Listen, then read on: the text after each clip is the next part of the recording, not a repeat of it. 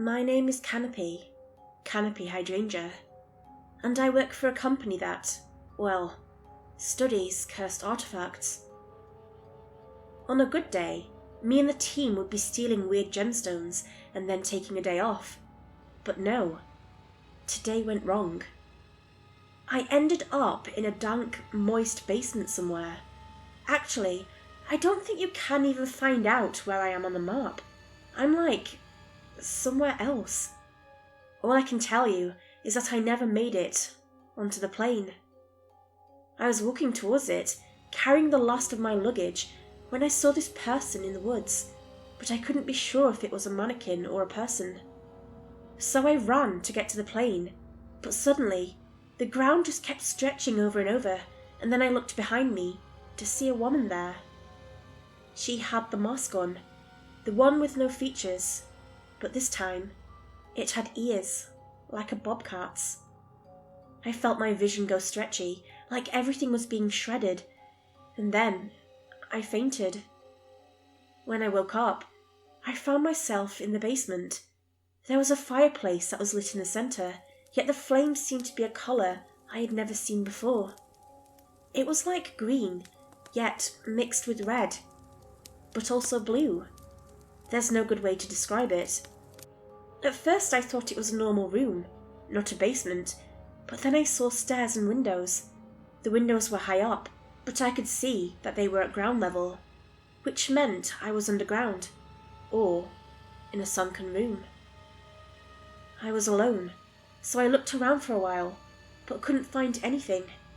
There were these odd animal heads on the wall that had these pretty eyes that seemed almost too lively, like it was just staring at me, pretending to be dead, yet watching me. I tried to ignore that. I sat down on a comfortable sofa and just waited for anything to happen. That's when I took out my company phone. I hoped there would be a signal in whatever this place was. There oddly was. I found it perplexing, but I accepted it. I remembered I had access to the body cameras on the team, so I accessed that application and, well, I found it odd. Hours had seemingly passed since the morning, and I was watching Rainey interview some detective. I switched it over to Cassie's, but it didn't show anything but this fuzz. Not static, but this moving fuzz. I switched it over to Quint, and I saw that they were in some sort of hotel with me. There was an exact copy of me right with them, just talking.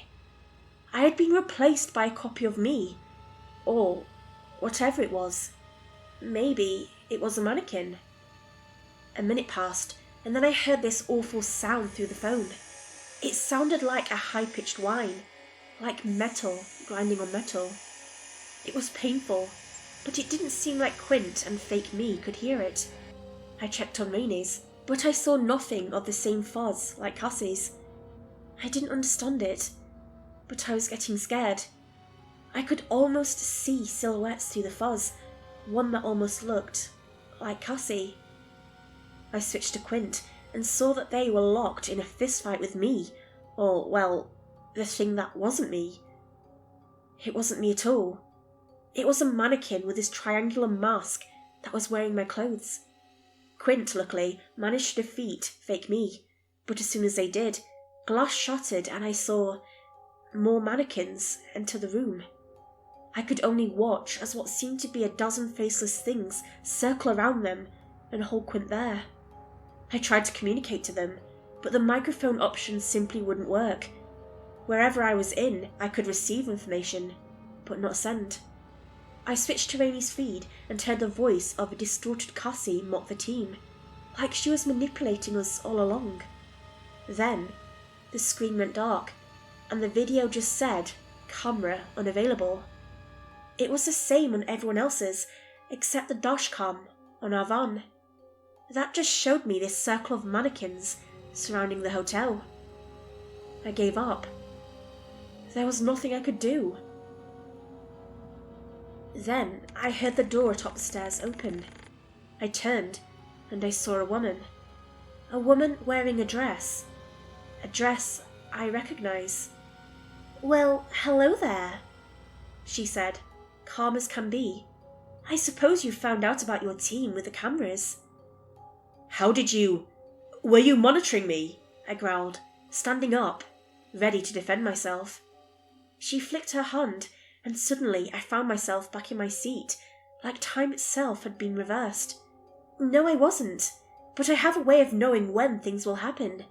That's just how the Unity works." "Unity? What's that?" "Well, for example, it's this place," she explained. "Or at least, this is my domain of the Unity. You're in the cellar of an old cruise ship that somehow made its way here. I remodeled the entire ship to my likings." "And you must be..." "That's right, Maisie Krylov," she introduced.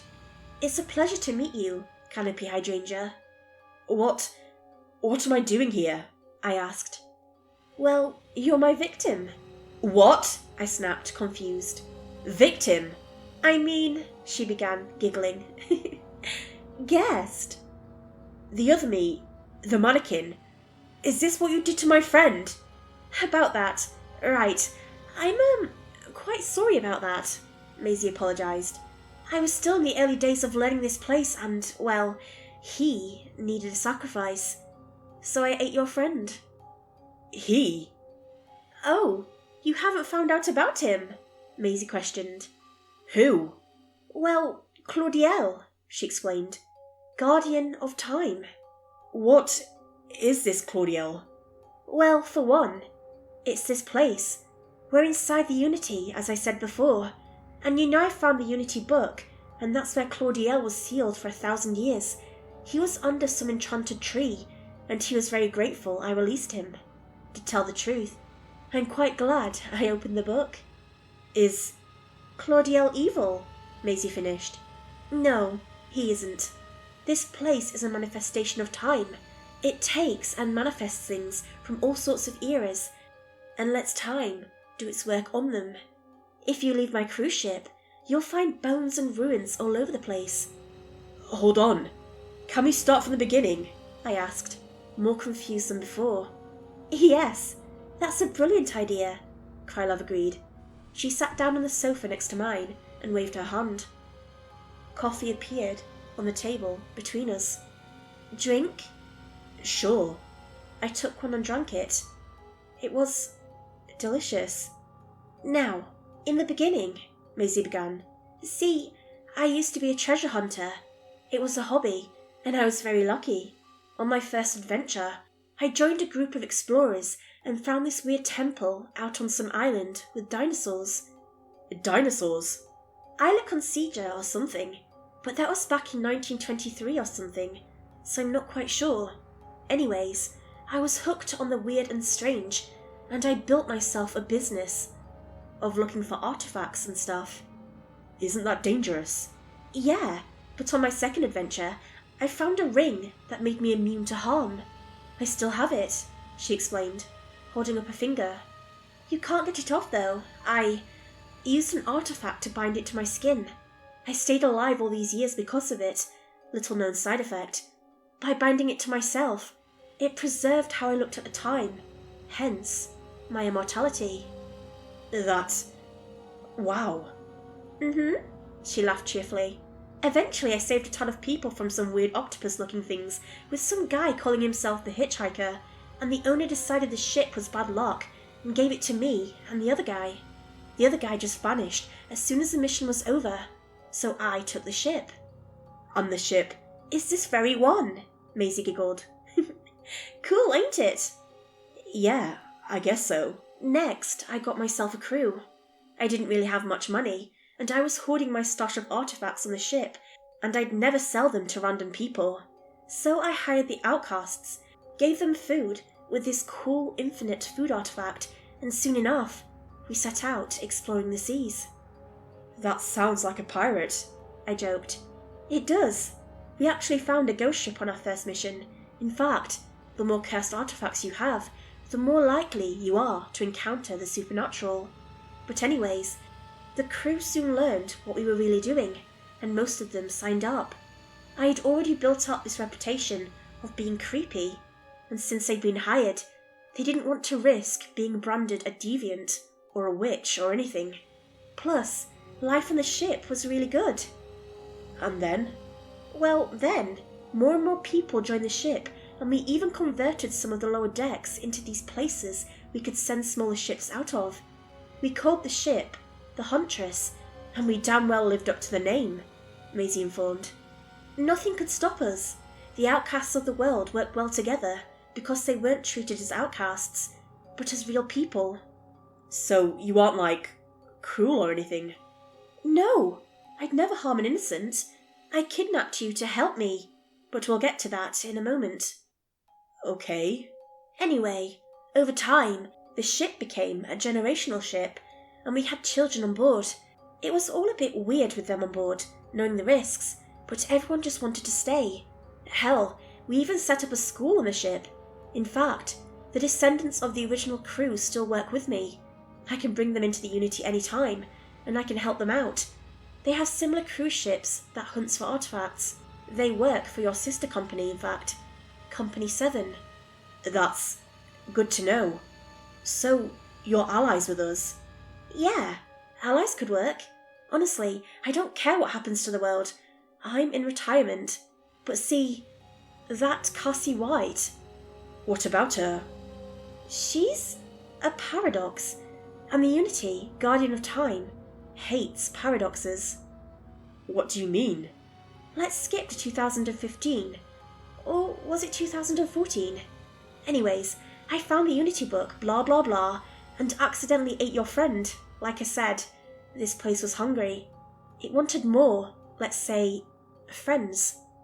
Friends? It wants servants. Or something like that. It's been sealed up for so long, it's forgotten how to manifest itself as a god. So it kind of used me and ate your friend. The Guardian itself, Claudiel, actually appeared to me, and I told him to put the guy back, but we, well, might have accidentally put him in the wrong time period. Oh. And see, the guy, he became the ancestor of Cassie White. Soon after, we spit out your friend, James White, in the wrong place. This place slowly began to change. Small things, but they were noticeable. We noticed things being invented early in history. It wasn't supposed to happen, but we couldn't do anything about it. I have to stay in this place, because if I ever enter the real world, history's changes will catch up to me.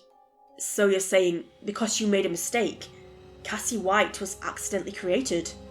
Yeah, Maisie confirmed. The entire bloodline isn't supposed to exist, yet it does.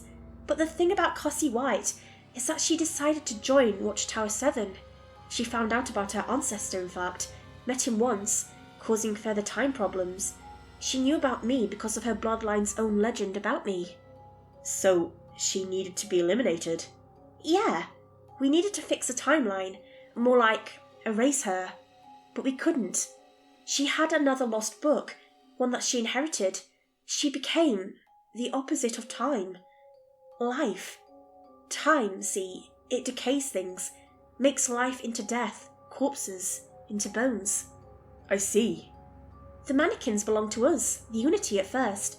We used them to make a presence in the real world, to track down James White, to somehow convince him to stop the mission. But it was like something else was influencing him. It was Cassie, using her newfound powers to keep herself in existence. And since you couldn't stay too long? Yeah, and we didn't want to bring James into the Unity because we were afraid it would cause more problems, so we just let it happen. We kept meddling, trying to find ways to stop time from changing again and again due to Cassie White because, see, the Unity, it is the past, present, and the future. We're all on a set path, but the paradox of Cassie White changed the proper path. Fascinating. But whatever she's using, that Book of Life, it counters time. We planned to trap her in New Varela because, again, mannequins. But what we didn't know was that the mannequin murders, they were all caused by the White bloodline to counter the Unity. They somehow knew we could control them. Why can you control mannequins? Abandoned department stores, empty. The mannequins resemble decayed people. That sort of makes sense, in a twisted sort of way. They caused the murders to feed the Book of Life. Well, life. The mannequins slowly began to take control. We didn't know until, well, when your team investigated New Varela, where Cassie finished the murder ritual and used the book to take over parts of the Unity. I see. Your friends, right now, are being held captive in, well, let us say, the anti-Unity. It's a place where things aren't lonely, aren't dead. A place where things are bright and lovely. But also, since it was once a part of the Unity, some parts are still lonely, off, different. So, are you going to help me save them? Yes and no. I, a servant of the Unity, cannot enter that place. If I do, I will grow old and die. You, however, won't. What I will do is bend the rules a bit and get you to New Varela, which is now the anti-Unity. Sounds complicated. Not really. All you have to do is get Cassie's Book of Life and bring it to me. I'll know when to take you back. How do I know if you can be trusted? I questioned. You don't. For all you know, I'm planning a universal takeover. What? I'm just messing with you. In the end, time takes everything anyways. By nature, we are patient. All right. I still didn't trust Maisie Krylov. Then die well, Canopy Hydrangea. With that, she snapped her fingers and a doorway appeared in front of us. It opened, revealing the town square of New Varela. I stood and looked through it, then looked back at Maisie. But she was nowhere to be seen. With nothing else left to say, I went through the doorway into the cursed town of New Varela.